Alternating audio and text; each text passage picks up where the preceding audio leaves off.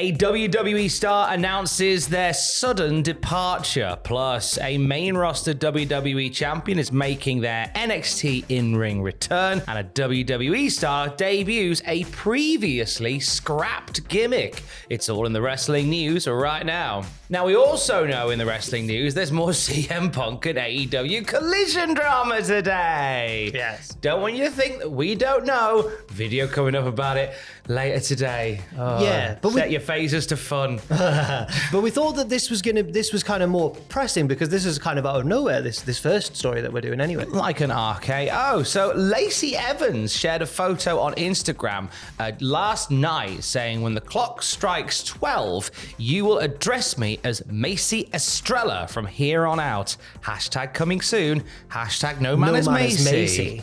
Sorry, I like that. Gotta back it up. No man is Macy. No man is Macy. Hashtag gotta think of some other cool hashtag. Hashtag Lord look at me.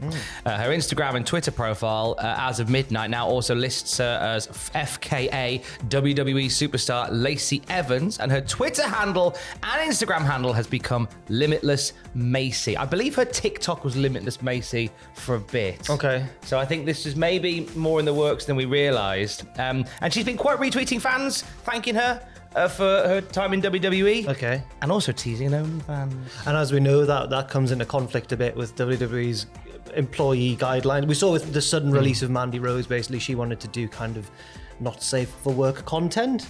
And they went, no. So all of these signs indicate that Lacey Evans has left WWE. But conversely, WWE.com still lists Lacey Evans as an active SmackDown superstar, so this is just baffling to me. I don't know what's going on here. Something's occurred. Now, Lacey Evans' time in WWE has been a lot of stop-starts, to keep it simple. We've at least seen maybe 3 sets of coming soon vignette creatives for her. Okay. One as Drill Sergeant, which Sergeant Slaughter's daughter took great exception to. There was one which painted her in a more sympathetic light, which sort of went into her sort of very, very harsh and very real and very sad backstory and how she overcame it. And then other stuff that kind of paints her as sort of like a more generic style heel, right? In comparison to like the army stuff. Yeah, right. But sometimes she's that sassy Southern Belle. Southern Belle. That's the word I was reaching for. And yeah, you're right. We saw like multiple of these vignettes trying to reboot her character, but then it was like I can't work out whether the problem was with her or with creative, or whether it was a mixture of both, not seeing eye to eye, because none of these really got off the ground. When you were listing them, I was about to go like firefighter, comedian, but it's kind of like what's happening. Infant, American, croupier, Lord Mayor's croupier. And it was like none of them really got too much off the ground. And I always felt with Lacey Evans, like clearly they saw great potential in her because they kept trying to force it, trying to give her all these chances. But I don't think she was ever allowed to really run with kind of more of an organic thing that would have served her better. But I mean, we'll never know really what, but it looks like this could be the end of the road. Limitless Macy. Macy Estrella possibly coming to a show near you. One we will certainly keep an eye on at Cultaholic.com. Meanwhile, over on NXT, Heatwave is next week, NXT TV special, and we're seeing a WWE champion back in an NXT ring. We certainly are. We're seeing Women's World Champion Rhea Ripley returning to NXT in a mixed tag match. She's going to be teaming with her boyfriend.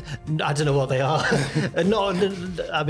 Shocked in Buddy. Well, yeah, no. Her kayfabe boyfriend, North American champion Dominic Mysterio. They're going to take on the team of Dragon Lee and Lyra Valkyria. Lyra and Rhea have been butting heads a bit recently, as have Dragon Lee and Dominic Mysterio, because Dragon Lee isn't happy with Dominic disrespecting his legendary father, who Dragon Lee respects a great deal. Last night on NXT, Rhea laid out the challenge to the babyface duo, upset that Lyra had attacked her after Ripley claimed she'd endorsed her in the weeks prior. But Rhea's been a bit duplicitous here. I think she's being a heel. There was a nice bit with Rhea and Lyra where Rhea was like, "Hey, go beat JC Jane. Go, finish your story."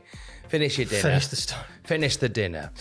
So there was a bit. So really sort of lean back into that. And when Lyra came out to help out Dragon Lee, it kind of led to this. We had a little segment backstage with Lyra Valkyria and Dragon Lee, and they're just, you know what? One's from Ireland and the other's from Mexico. How the language barrier was a nightmare. How will they coexist with Rob and Maggie? Who knows how they'll coexist? I guess we'll find out next week. Yes, there's been some bad tag team breakups in the past, Tom, hasn't there? There certainly has, and we rank 10 of the best of the worst on the Cultaholic YouTube channel right now. Why would you break up the Dudley boys? Yeah, why would you do that? What are you doing? What was wrestling thinking? But in positive news, this is a bit of booking brilliance, because at Heatwave as well, we're going to see Baron Corbin burn the ships. I whistled through my teeth there. Sorry, headphone users. And Von Wagner going one-on-one following a confrontation between Von Wagner and Mr. Stone, his manager Robert Stone, and Baron Corbin. Von Wagner's been using table as a verb recently. He's been saying, I'm going to table you. He threatened to do that to Corbin and any of his 8 characters. I think that's a good line. That's pretty good.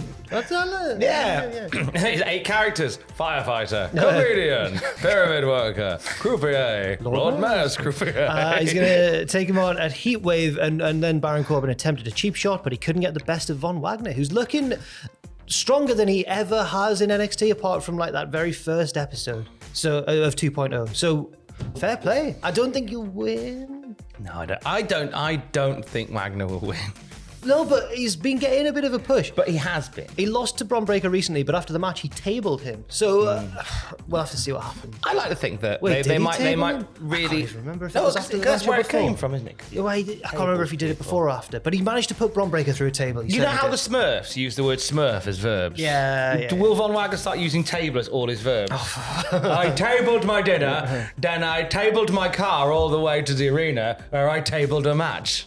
We also got a challenge moving swiftly on from moving tably on. We've also got a table from Ava Rain to Ivy Nile for Heatwave. Now, this is significant. First of all, the background is that Ava Rain says she'll beat Ivy Nile and force the Creed brothers to reveal themselves to the Schism. The Creeds betrayed the Schism, cost them a match. The Schism have been looking for them ever since, and they can't find them anywhere, even though the Schism have loads of minions who wear masks. Could it be one of those boys? Ivy Nile obviously affiliated with the Creed brothers from their time in the Diamond Mine, so this is going to further that story. But it's also significant because of Ava Rain, Tom. It is the singles match debut of The Rock's daughter. Right. First time she has been in a wrestling match on her Todd. Yeah. This will be an interesting test for her. I think this is a little bit being thrown a little bit into the deep end, because she's been in big multi-person matches before where she's been able to kind of not hide, but like her activity's been limited a little bit to what she can do. That's a nice, safe way to bring somebody through. I thought her first singles match would be against like a really experienced wrestler, but Ivy Nile's not particularly experienced either. Well, you say that, but Okay. I think, it's been a good couple of years since Ivy Nile started, and I think that I always liked Ivy Nile's work really from the off. I feel like she's got a really nice presence about her. Yeah. I think that I always thought she'd be somebody that would push her way through the ranks of the NXT women's division, but I think a few other people have leapfrogged her. She still could. She's recently kind of branching away from the Creeds. This is dragging her back in a little bit, but yeah, she could well do. Also announced for NXT Heatwave, we'll see Ilya Dragunov obliterating Trick Williams, terminating Trick Williams. He's threatened to end his career. Yeah, get it gone before it starts. Nathan Fraser. Trick's very good. We like Trick Williams here. No, we know. Well, yeah, of course. No. That's what Ilya's going to do. Yeah. I genuinely think that we're going to get a Trick Carmelo Hayes match. Oh, yeah. You can't resist it. Yeah. You can't resist Stepping out of Carmelo's shadow, trying to really prove himself. Yeah. Yes. I'm going to predict, if he's not gone to the main roster by then, I think Stand and Deliver. Oh, a big passing of the torch. Trick Williams, Carmelo Hayes. That would be a nice story. Trick wins. That would be a nice story. So we'll get in those two. We're going to get Nathan Fraser versus Noam Dar for the Heritage Cup, and the aforementioned NXT champion Carmelo Hayes is defending against Wesley.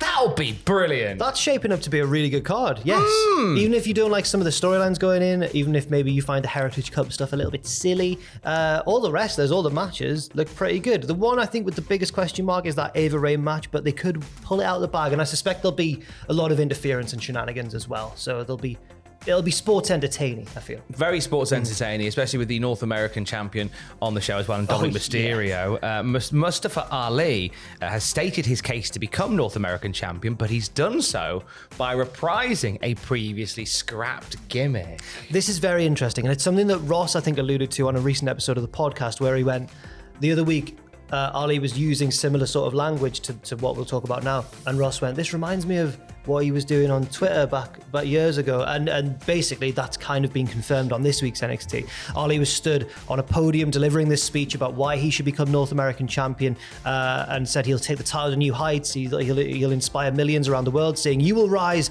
you will reach out, you will take my hand and believe that in Ali you can trust.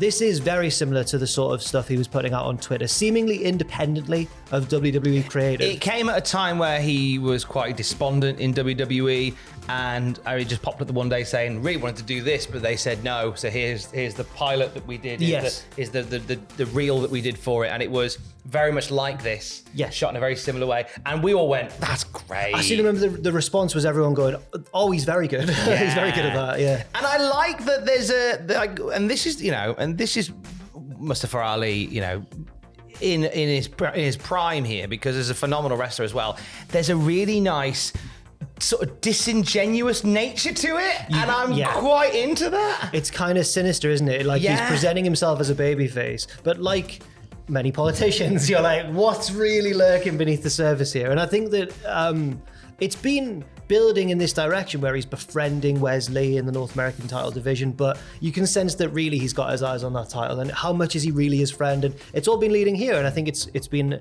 nicely paced, and I think that if anybody can deliver it well, it's Mustafa Ali. Really is. Really like that a lot. Now, Impact Wrestling UK Invasion tickets on sale right now. They've announced the second night in Coventry, the HMV Empire, and you can get your tickets for it right now. Had a chat with Diana Perrazzo last night. Fantastic. All about the Impact Wrestling UK Invasion tour. She loves fish and chips in Portsmouth. Does she? Yeah. Well, fair enough. She knows nothing about the Geordie slang. She'll learn. Yeah, well, I tried to teach her. We did our best. But it was lovely to chat to her. We also had some lovely things to say about Chelsea Green, who obviously is her Betty, is doing some wonderful things in WWE right now. Yes. She calls her the Queen of Bad Luck. The Queen of Bad Luck. That I can see why. Yeah, fair enough. We chat about loads of other good stuff as well, and you can get that exclusively on the Cultaholic podcast feed right now. Are you twitching tonight? I am twitching tonight with Owen Mawson. Twitch.tv/Cultaholic from 6 p.m. UK time. It's the end of season awards. Yay. Last week we survived relegation by the skin of our teeth, and now we're going to dish out some awards to a group of players that frankly barely deserve them. And then, but you guys can vote in the chat for the nominee. We'll have 4 nominees for each category. You can vote in the chat, and then after all is said and done, we'll watch a bit of Robot Wars.